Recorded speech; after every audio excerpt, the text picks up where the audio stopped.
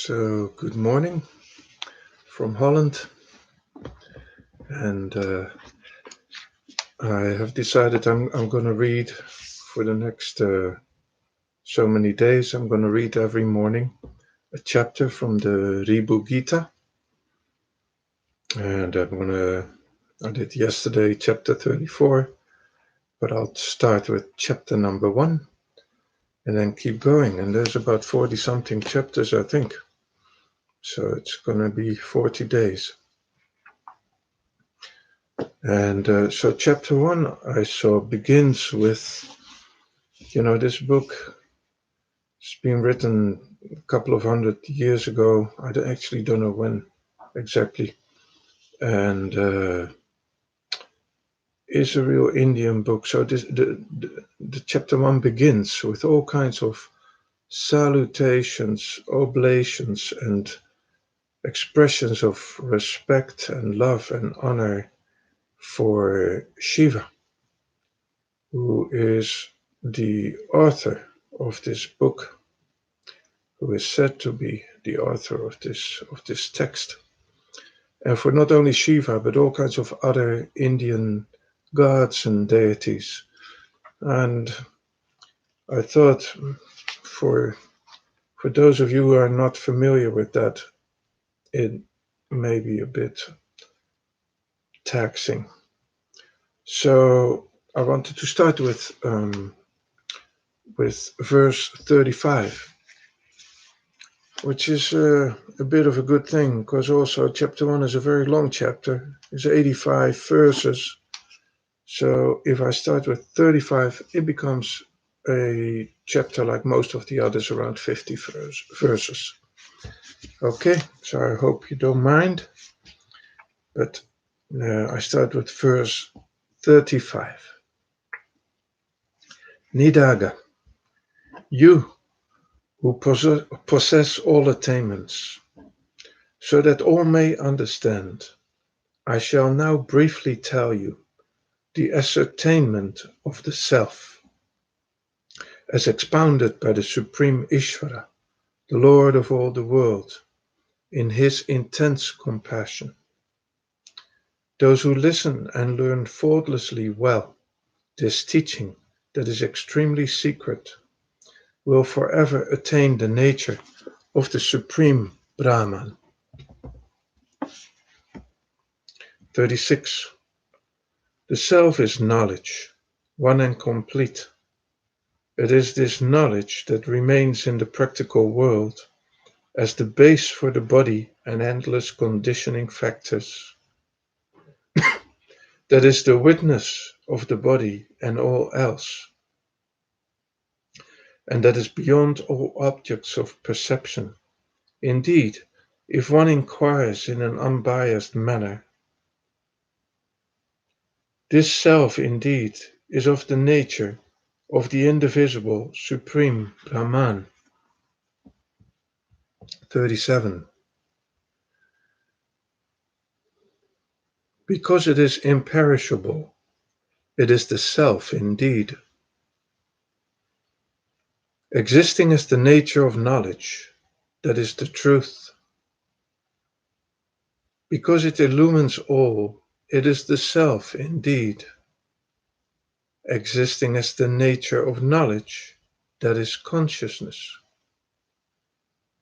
Because it is beloved by all, it is the self indeed. Existing as the nature of knowledge, that is bliss. Because it has no limitations, it is the self. Indeed, existing as the nature of knowledge, that is the infinite. 38. Brahman, indeed, is of the nature of the knowledge of the non-dual. It is the base of everything. It is beyond all duality, and stands forth as the one whole. Eternal, attributeless, unsullied, stainless. Its nature is of non-action, ever peaceful, and a mass of truth consciousness bliss. It is ever the self of all. 39. Just as the one expanse of space, being conditioned by the pot and by the outside, is considered by the world as two spaces, pot space and outside space, the one reality which is of the nature of one knowledge, because of conditioning by unreal ignorance and others, appears in a dual aspect as self and Brahman. 40. Just as the pot space and the outside space are one, indeed, when conditionings like the pot are negated, so also if the conditionings like nescience and others are negated, the pure self and the supreme Brahman are one.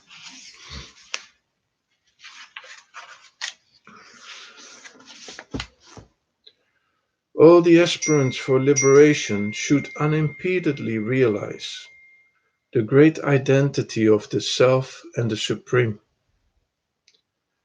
By Vedantic inquiry, eliminating, through a process of negation, all conditionings that produce a sense of duality. 41. As all differences are an illusory appearance on Brahman, which is not different from the Self, due to conditionings of the Self, like the defect of nescience, and conditionings of Brahman, like Maya, illusion or delusion, one should realize by a process of negation that all appearances are not a whit different from the substratum, and one should cognize the originless, endless, undivided identity of the Self and Brahman. Just as the imagined 42, just as the imagined superimposition of silver on the mother of pearl is nothing apart from that mother of pearl, likewise all this multiplicity, like movement, is but a deceptive superimposition on the Self, the mass of truth, consciousness, bliss, and is nothing apart from the Self. Thus, discarding these superimpositions through a process of negation, one should realize the fully non-dual identity of the Self and the Supreme. 43. Whatever seems superimposed on the Self is never different from the Self. Brahman is not different from the Self. There is no Self different from Brahman. The Self indeed is Brahman. Brahman indeed is the Self. There is not an iota of doubt concerning this. One should always realize the identity of the Self and the Supreme. That I, the Self, am Brahman. 44.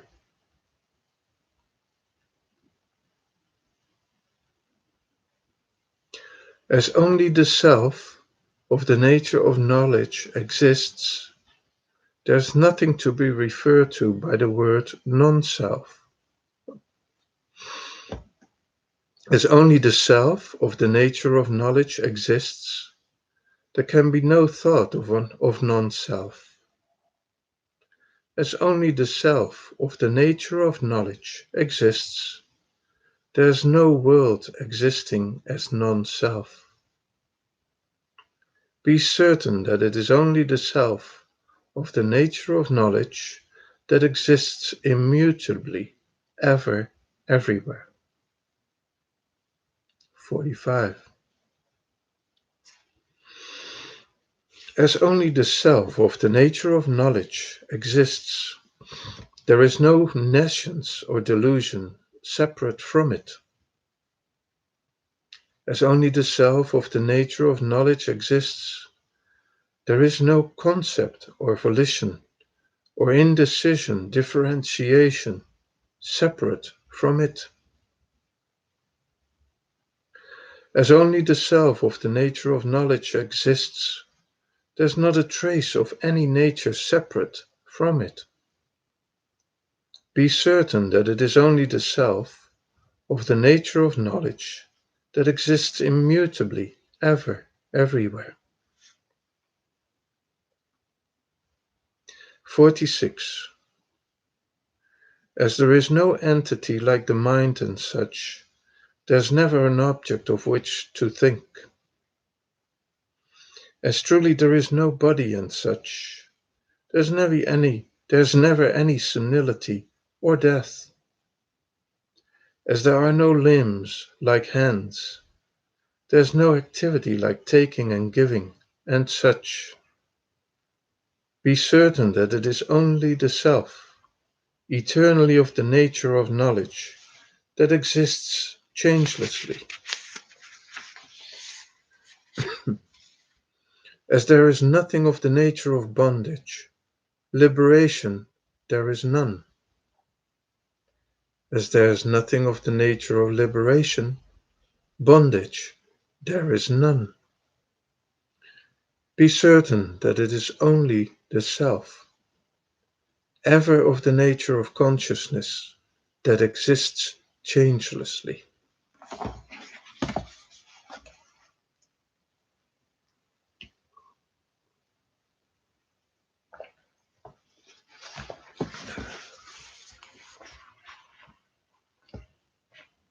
'54. As there is nothing that can be spoken of as the effect, there is no cause that can be ascribed. As there exists nothing manifest as the seen, there is no seer to see. As there is no variety of duality of any kind, there is no changeless non-duality. Be certain that it is only the self, the all-complete, that is imperishable. 55. As there is no object that is internal, there is no object to be spoken of as external. As there is nothing that is to be called all, there is nothing to be described as a little part. As there is nothing that is not vibrant, there is nothing that is static. Be certain that it is only the self, the all-pervasive mass of consciousness, that is without any defect. 56. There is nothing to be pointed out as this or that, and nothing to be described as non-existent or existent. There is nothing that proves itself permanent. There are no examples or similes. Similes, I think. There are no entities that manifest themselves in their manifoldness. There are no such things as the wondrous world, individuals, and the Supreme. All this is ever the undivided Supreme Brahman. It is the unsullied Supreme Brahman, indeed, that is the Self. 57. What appears as all is only Brahman. What appears as you is only Brahman. What appears as me is only Brahman. What appears as others is only Brahman. What appears faulty as the world is only Brahman. What appears as the Lord, Ishvara, is only Brahman. Appearances of all kinds are only Brahman. It is the undivided Supreme Brahman that is the Self. 58. The nature of the Self is a mass of truth consciousness bliss. The nature of the Self is a complete, full perfection, all. The nature of the Self is the eternal and the attributeless. The nature of the Self is partless and untainted. The nature of the Self is the pure space of consciousness. The nature of the Self is the subtlest of the subtle. The nature of the Self is the non-dual reality. The nature of the Self is one undivided essence. 59. Therefore, there's not an atom separate from the Self, the one undivided essence. You are that Self, which is a mass of knowledge. There's not an iota of doubt in this declaration. Sage of supreme tapas, sadhana or spiritual practice, you will be liberated from the bondage of worldly misery by reaching the differenceless, undivided certitude of the Self, that I, the Self, am ever of the nature of the exalted Supreme Brahman. 60. Thus, for the good of all, have I briefly described to you, Nidaga, the definition of the non-dual, indivisible Self, in the way in which the Lord, whose greatness has no end, earlier graced me with this knowledge. Those who listen carefully and steadfastly learn at least once with a pure heart this ascertainment of the Self will attain the state of the perfectly full Supreme Brahman, one's own experience. 61. Thus spoke the sage Ribhu, joyously addressing him. Nidaga sincerely requested, my true Guru, please rid me of all mundane miseries by graciously telling me now the wonderful personal beatific experience that you had at that time on Mount Kailash by the grace of Shiva. The sage answered him thus. 62. I am indeed Brahman of the nature of truth, knowledge, bliss. I am indeed Brahman without any connection to samsara. I am indeed Brahman, which is eternal and partless. I am indeed Supreme Brahman without form. I am indeed Supreme Brahman, which is the essential and the exclusive.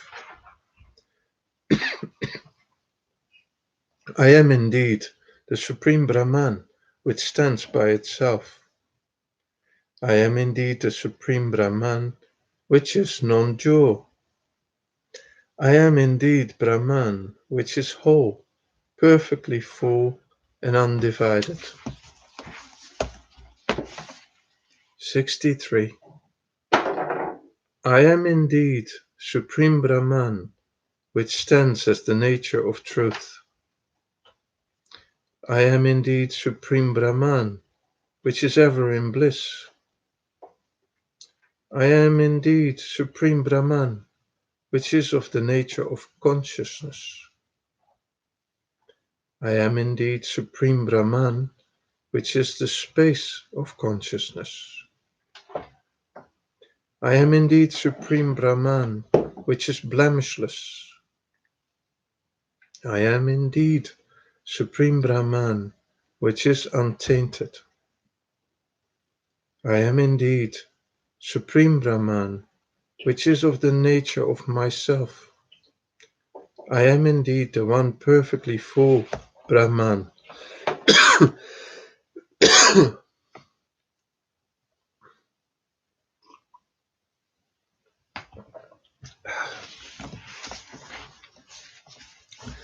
Verse 64. I am indeed Supreme Brahman, with no caste or clan. I am indeed Supreme Brahman, which has discarded all associations. I am indeed Supreme Brahman, without beginning or end. I am indeed Supreme Brahman, which has discarded all that is meaningless. I am indeed Supreme Brahman, without sorrow. I am indeed Supreme Brahman, which is magnificent. I am indeed Supreme Brahman, devoid of differences. I am indeed Supreme Brahman, devoid of attachments. 65. I am indeed Brahman, which cannot be indicated as this. I am indeed Brahman, which cannot be indicated as I. I am indeed Brahman, which cannot be pointed to as that. I am indeed Brahman, which has nothing separate from itself. I am indeed Brahman, which cannot be said to be rooted in anything. I am indeed Brahman, which has no objects to see. I am indeed Brahman, which is of the same nature all of the time. I am indeed the Supreme Brahman, which stands immovable. 66. I am indeed the Supreme Brahman, which is absolutely eternal. I am indeed the Supreme Brahman, which is absolutely pure. I am indeed the Supreme Brahman, which is absolute knowledge. I am indeed the Supreme Brahman, which is absolute liberation. I am indeed the Supreme Brahman, which is absolutely blemishless. I am indeed the Supreme Brahman, which is absolutely without connections. I am indeed the Supreme Brahman, which is absolutely without movement. I am indeed the Supreme Brahman, which is absolutely divisionless.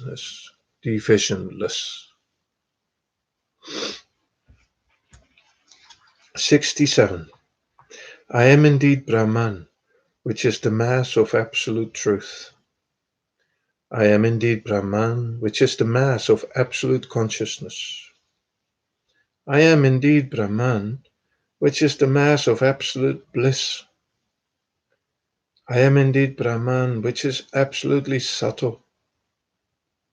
I am indeed Brahman, which is absolutely pure. I am indeed Brahman, which is absolute auspiciousness. I am indeed Brahman, which is absolutely eternal. I am indeed Brahman, which is absolute peace.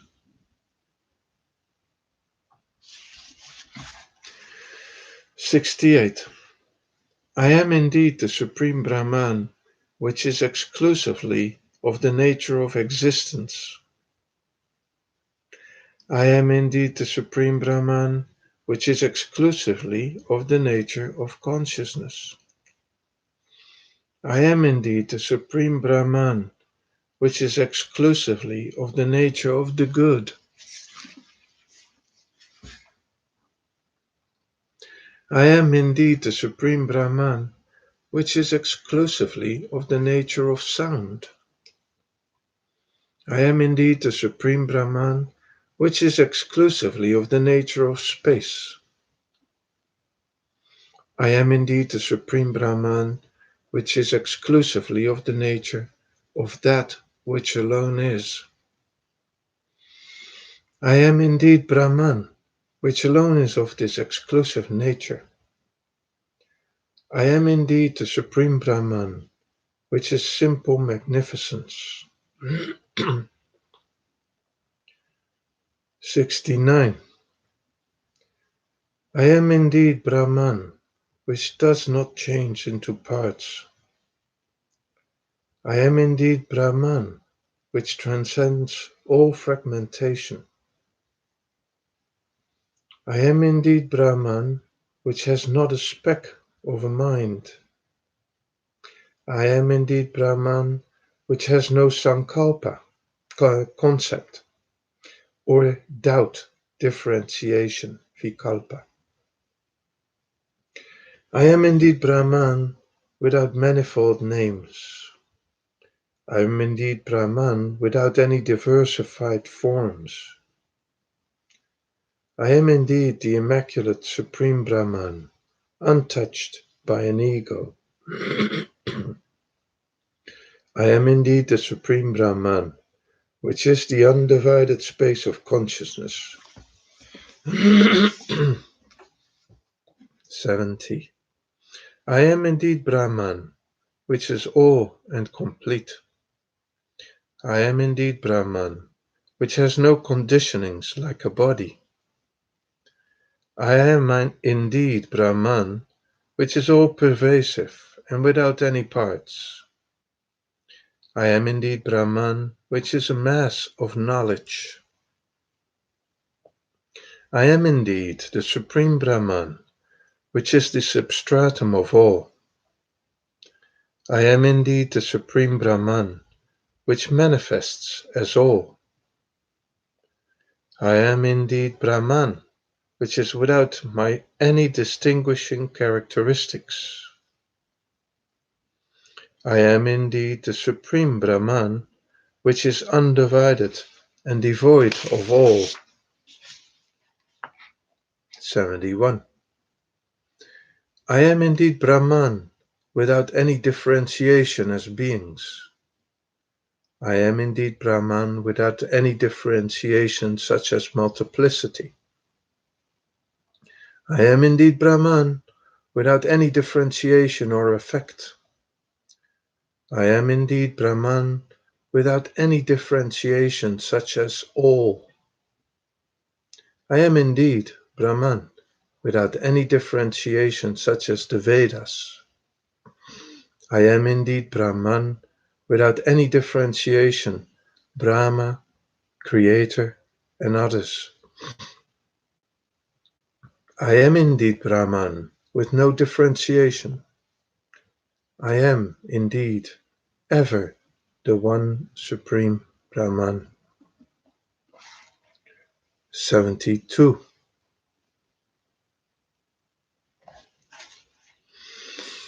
I am indeed Brahman, which is of the nature of formless knowledge.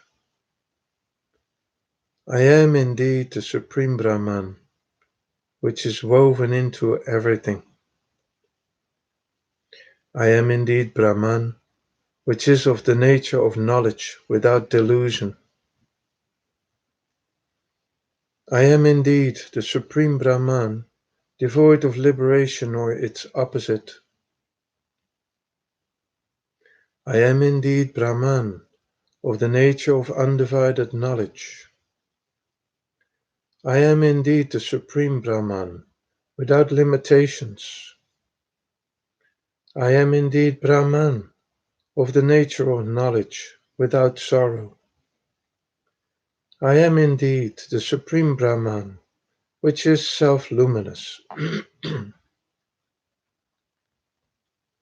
73. I am indeed the Supreme Brahman, which stands taintless.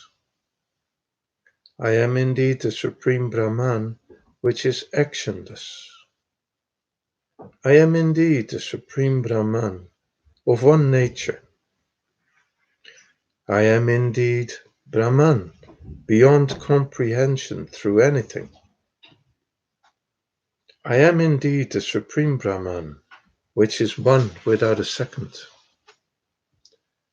I am indeed the Brahman, which exists always and everywhere. I am indeed Brahman, which is fully all-pervasive.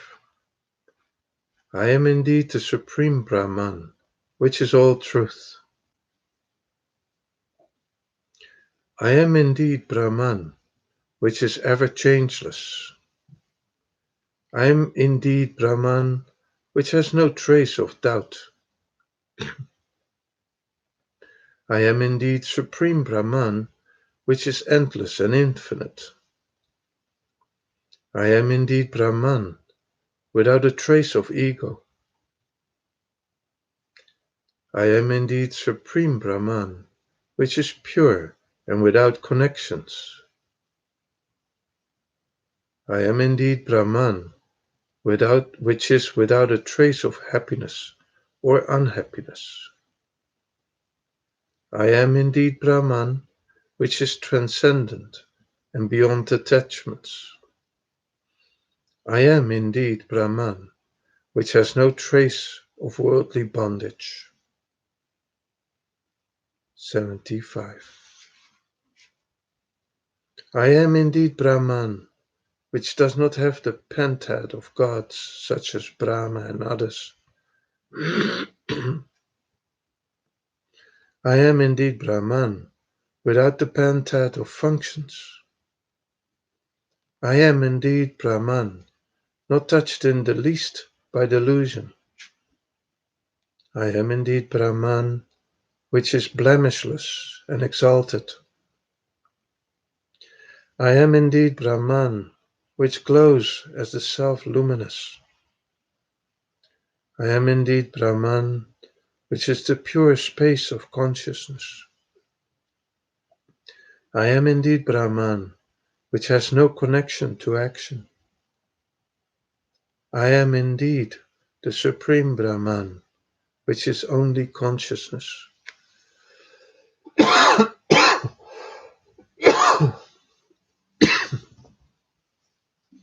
76. I am indeed Brahman, without the taint of ignorance. I am indeed Brahman, which has no actions of that or ignorance. I am indeed Brahman, without the 5 types of sheaths. I am indeed Brahman, which has nothing as the higher or the lower. I am indeed the Supreme Brahman, with nothing of even the trivial, and which is alone. I am indeed Brahman, which has no need for any deed. I am indeed Brahman, no different from knowledge. I am indeed the Supreme Brahman, which is pure and which is the void. 77. I am indeed the Supreme Brahman, which is the root of the universe. I am indeed Supreme Brahman, which transcends everything.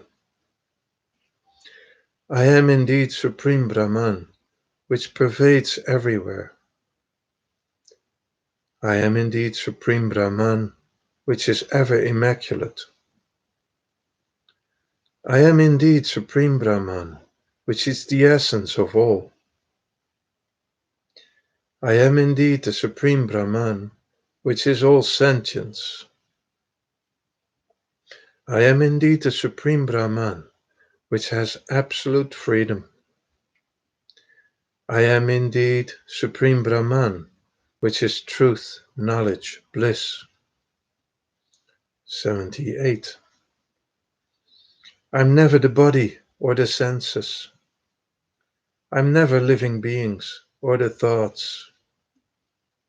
I'm never the intelligence or the mind. I'm never the petty ego. I'm never its cause, ignorance. I'm never the integral or the discrete. I'm never anything possessed of intelligence. I'm always the undivided Supreme Brahman, indeed. 79. I'm never the mortal. I'm never the child, the youth, or the aged. I'm never the small or the big. I'm never the one to decay and die. I'm never the individual soul or the Lord. I'm never the sentient and insentient world. I'm ever the I which stands devoid of anything. I am the Supreme Brahman, the non-dual and the divisionless. 80. I'm ever of the nature of Brahman, which is truth. I'm ever of the nature of Brahman, which is consciousness. I'm ever of the nature of Brahman, which is all good. I'm ever of the nature of Brahman, which is that. I'm ever of the nature of Brahman, which is pure. I'm ever of the nature of Brahman, which is the attributeless. I'm ever of the nature of Brahman, which is motionless. I'm ever of the nature of the Supreme Brahman, which is indivisible. 81.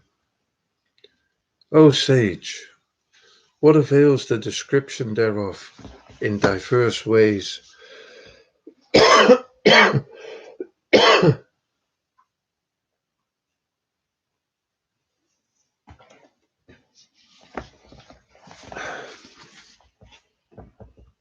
O sage, what avails the description thereof in diverse ways?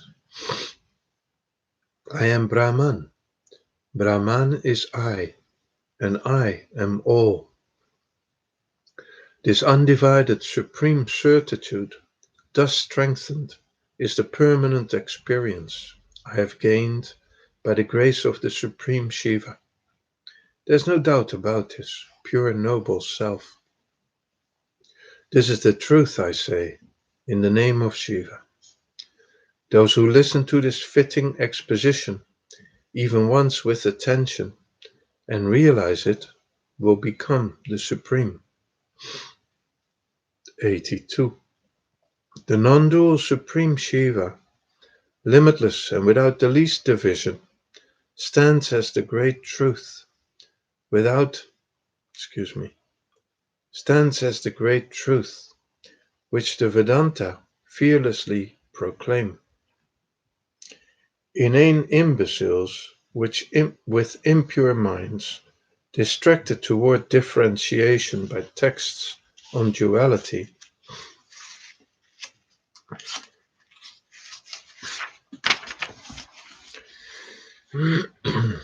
can never know the one undivided Supreme Shiva, the essence of the cream of the Vedic lore. 83. Courageous men, performing daily worship with devotion and offerings and attaining purity of mind, will get the steadfast, indivisible knowledge that the non-dual Supreme Shiva is the substance of the Vedas and all else, and that truly Shiva is themselves.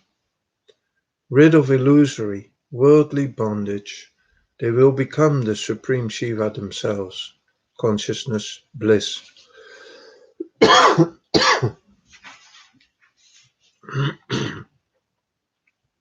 84. Sutta thus told all the great sages that Skanda, the all-knowing, gave this clear exposition to Shavya, the eager inquirer, delineating what, on the lines of the gracious teaching of the Supreme Shiva, the sage Ribhu, in his compassion, described to Nidaga as his personal experience. In an exalted state of non-dual, undivided awareness of the self. 85. It is the limitless form of the God of gods in a state of joyous dance that discloses the definition of the all-embracing, perfectly full and undivided nature of the self, and depicts the awareness of the peerless supreme, which exists as truth consciousness bliss, this being the I, which is the self, which is the supreme. With this ends chapter 1. Have a great day.